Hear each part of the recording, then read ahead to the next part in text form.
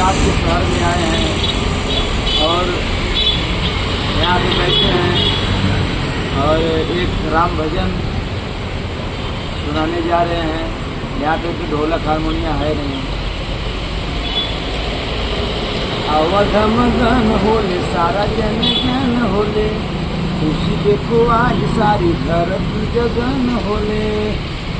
अवध मगन होले सारा जन जन होले, खुशी देखो आज सारी धरती गगन होले।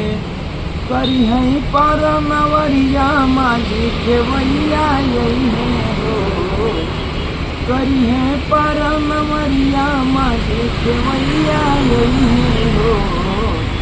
ये धनी चला चली हो, ये धनी चला चली निकाली अब समैया, प्रभु जी रघुरैया अइले हो।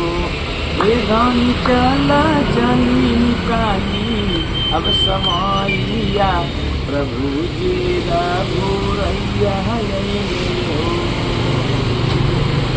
लखन के साथे सिया महारानी, शिव जी के साथे हैं गौरा महारानी।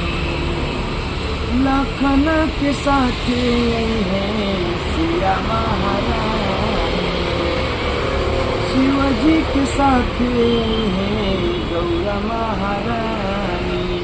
प्रेम से दिहल जाई है गोसैया कहीं हो, प्रेम से दिहल जाई है गोसैया कहीं हो।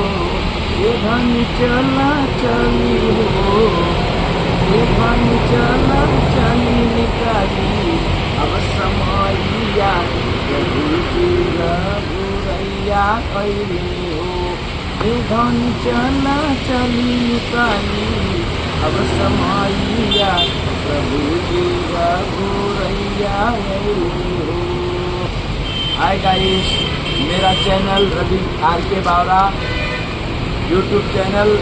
आप लोग अगर गीत अच्छा लगे तो सब्सक्राइब शेयर लाइक जरूर करें।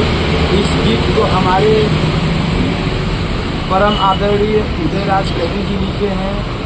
तहे दिल से धन्यवाद देता हूँ अपने गुरु जी को। Hi guys.